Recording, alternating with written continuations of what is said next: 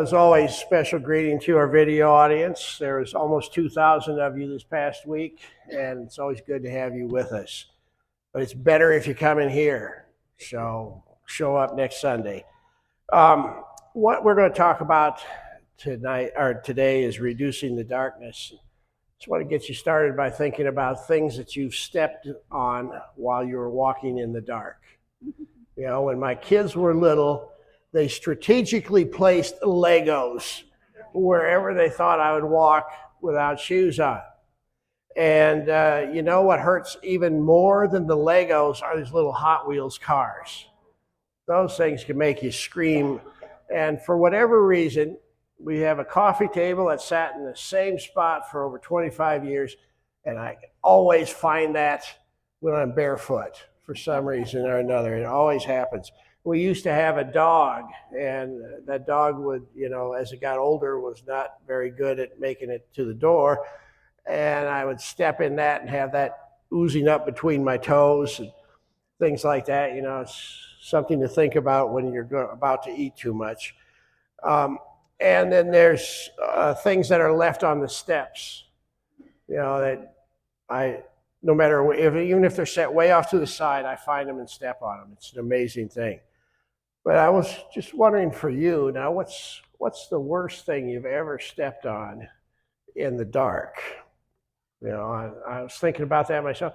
I stepped, you know, living in Oklahoma for 5 years, the cockroaches get about that big, and I stepped on a few of those barefoot in the dark. But I think the worst thing happened right here in Michigan.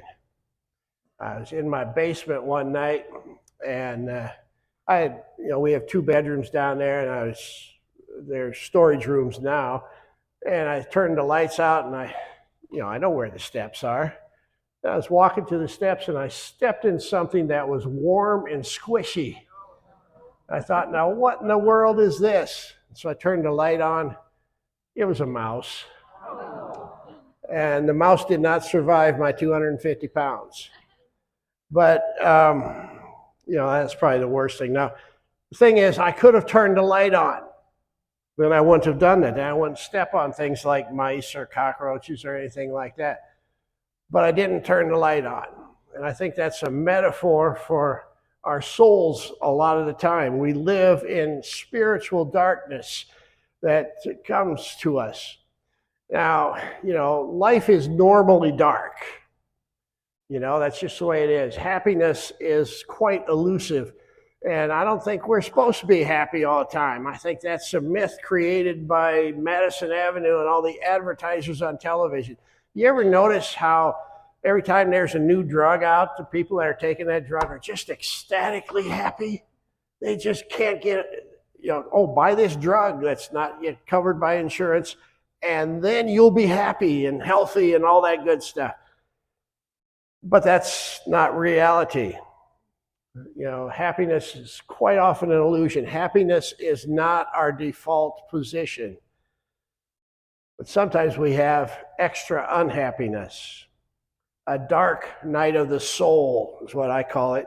It's a time where we're hit with confusion. We feel helpless. There's a stagnation of our will. And there's a sense of the withdrawal of God's presence. It's definitely a time of testing. And then with the dark night of the soul, we often step in things that make it even darker. Now, to use a metaphor with this, we don't generate the electricity. Consumers Energy pipes electricity to all our houses, but we can flip the switch to reduce the darkness. Dark nights of the soul have been around as long as humans have been around. And if you're not in a dark night now, chances are you will be sometime in the near future. Is there a way to get out of these? And that's what I want to look at today. We were looking at a teaching from Isaiah, and because I want to turn you all into Bible scholars or Bible nerds like me, I want to give you a little background on the prophet Isaiah. It's an Old Testament book, 66 chapters. Originally, it was 3 different books. There's 3 Isaiahs, And I kind of outlined them on this slide. Part 1 is they call Proto-Isaiah, chapters 1 through 39, and it was written by the original Isaiah, the man who lived about 700 BC, and it was before the exile to Babylon and the destruction of the temple.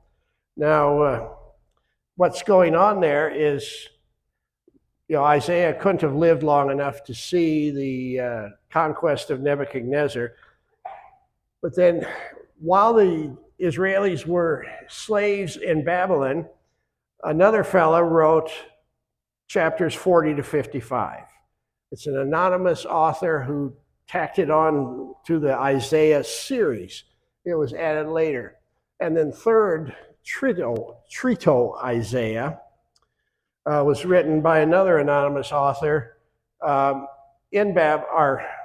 the exile. What happened was the Persians came in, overthrew the Babylonians, and the Persians let the Jews go back to their homeland. So this book of Isaiah covers about 110 years, or 100 years, something like that. And it has a lot of what we call predictive prophecy in it. But in order to understand predictive prophecy, you got to understand human free will. See, God can predict things that are going to happen, but humans have historically thwarted those predictions. And so a lot of times those predictions don't happen the way God said they were going to happen, because he gives us a choice to mess it up. And humans usually do. So when we read the predictive prophecy in Isaiah, you have to understand it's in light of the free will. Now, Isaiah has certain themes of light and darkness, and themes of wisdom and folly. We're going to look at chapter 9 today, which is in Proto-Isaiah. It's before the exile. And it's a prediction of a coming light that never happened, because free will was the factor. See, God can promise good things, and he does. He supplies power to the light switch, but we still have to turn it on. He lets us control the switch. So this is how chapter 9 reads. Nevertheless, that time of darkness and despair will not go on forever. The land of Zebulun and Naphtali will be humbled. But there will be a time in the future when Galilee of the Gentiles, which lies along the road that runs between the Jordan and the sea, will be filled with glory. See, he's making that point that darkness and despair always pass. Things always look better in the spring. These two major population centers at the time, Zebulun and Naphtali, were destroyed. And destroyed so much that we hardly know where they are today, because there's nothing left. The Babylonians just mowed them down. And they were humbled. But he says Galilee will be filled with glory. And glory in the Old Testament means the heaviness of God's presence. So that's what he's predicting here. And he goes on and says this: the people who walk in darkness will see a great light. For those who live in a land of deep darkness, a light will shine. So he's saying the light's coming. Now, folks, this was 2,500 years before the invention of electricity. These folks had no idea what electricity was. They depended on fire for light, and oil lamps, and of course, sunlight. But here, the walking in the darkness is a metaphor. It's a metaphor for the damaged soul. It's a metaphor for spiritual blindness. And the prophet says, this will end, and you'll see a great light. He goes on, he says, you will enlarge the nation of Israel, and its people will rejoice.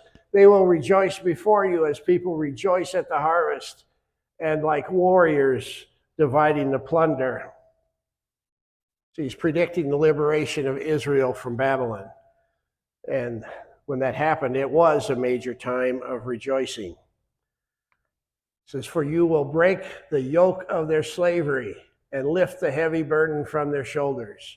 You'll break the oppressor's rod, just as you did when you destroyed the army of Midian.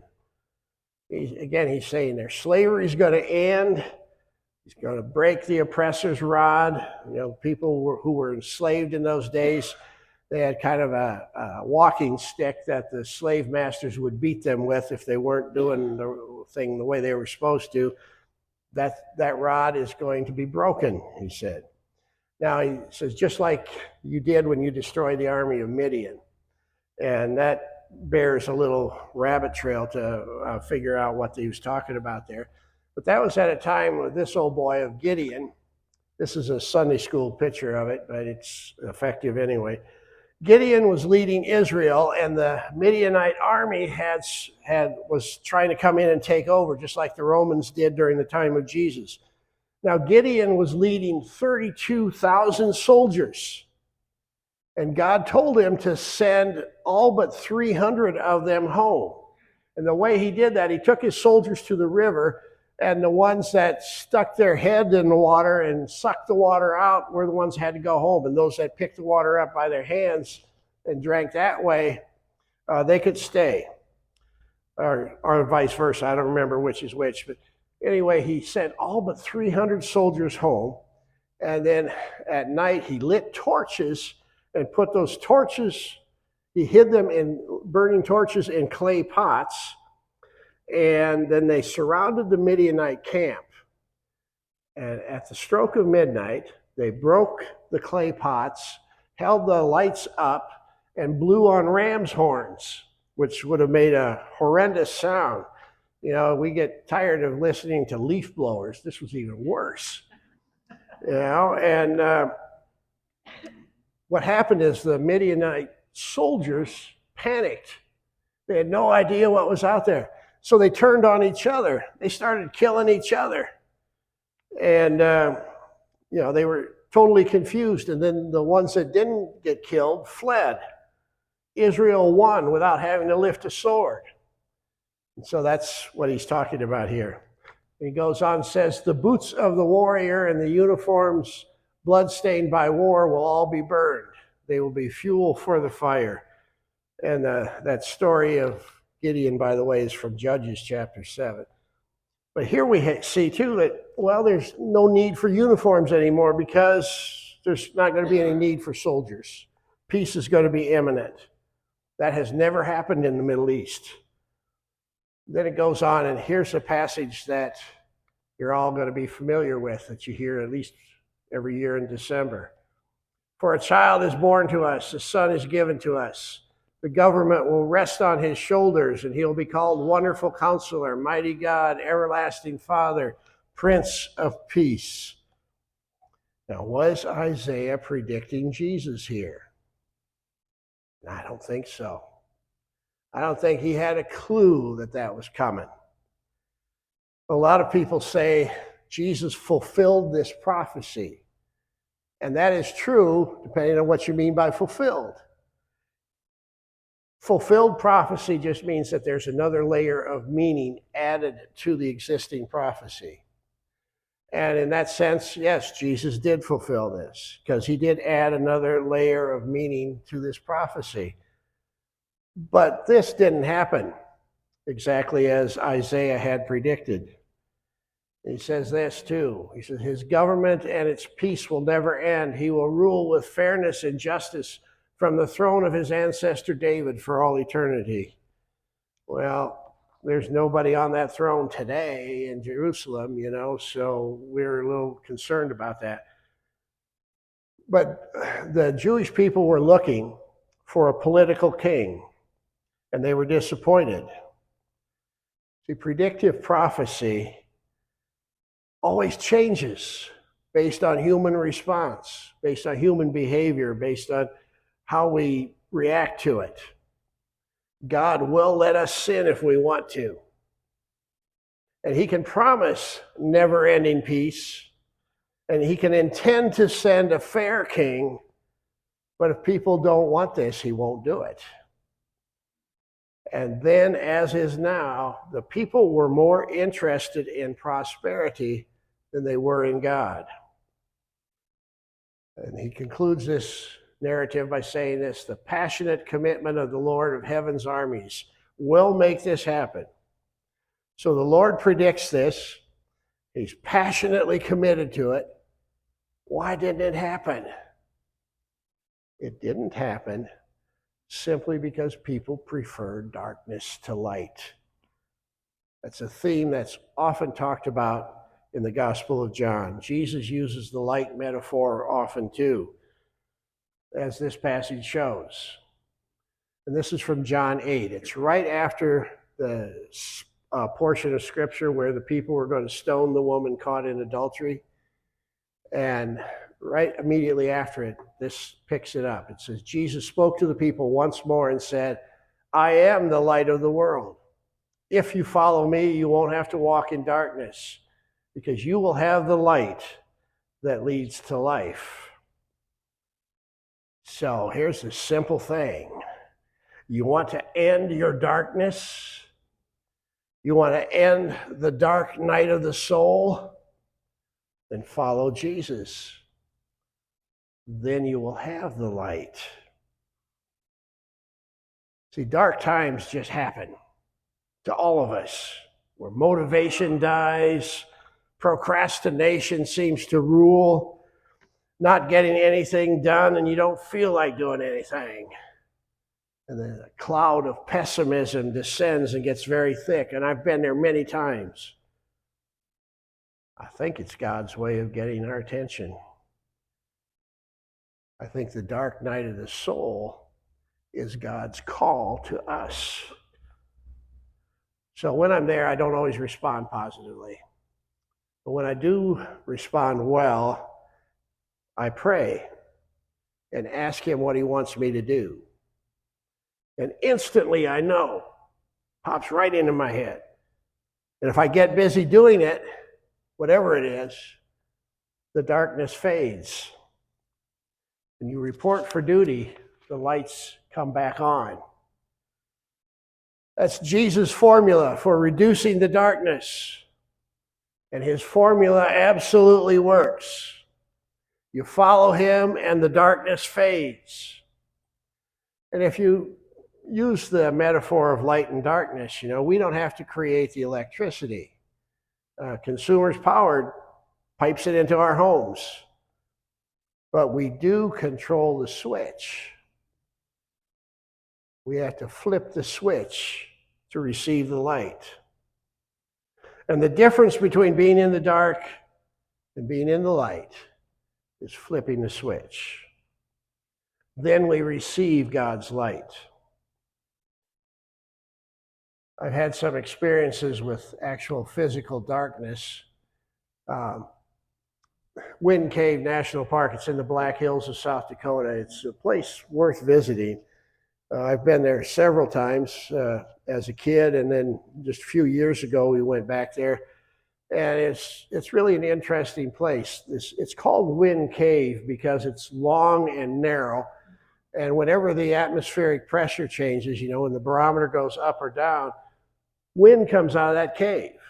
And so the first European settlers there were walking along, and they saw this hole in the ground with, wind coming out of it like a leaf blower or whatever. It was just blowing out of that cave.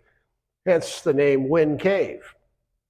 And for those, I was surprised how many people in the first service understood that that's not a buffalo bull, that's a cow. That's a female, and she's using that sign as a scratching post in this particular picture of it. But that cave in South Dakota has tours. It's closed right now for the season. I looked it up, but you can take a tour of that. And what you do is you go through these really narrow passageways. Like I had to turn sideways to get all the way through it. And you go down in there maybe 300-400 yards. Then the tour guide turns the lights off. And it is absolutely black darkness. You literally can't see your hand in front of your face. And, I was there with a couple of family members who grabbed my arms.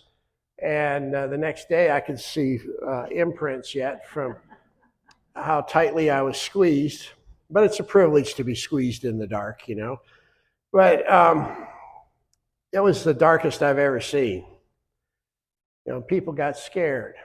And then the tour guide flipped the lights back on. And there were sighs of relief and applause and giggling and all that, because they were so relieved to have light again. Now, metaphorically for this, you can have light in your darkest times. The solution is simple. Flip the switch by following Jesus. Flip the switch and you'll see the darkness disappear. You can reduce the darkness by following Jesus. Let's believe this good news and live in peace. Would you pray with me, please? Lord, sometimes we enter into darkness that can't be helped, but most of the time when we're in the darkness, it's because of things that we have precipitated. So again, we ask for your forgiveness. We report for duty and ask for your help in showing us how to reduce the darkness in our own lives and in our own souls. So this we ask in Jesus' name. Amen. As always, thanks again for joining us. We have 2 services on Sunday morning, and if you're in town, we'd invite you to come, once at 9 o'clock and once at 11 o'clock. And if you wish to support Layton Bethel, you can go to laytonbethel.org and follow the steps there on our website. Or you can just look at this QR code, scan it in with your phone, and you can give through Secure Give, and all your gifts will go directly into our account. Thank you so much, and we'll see you next week.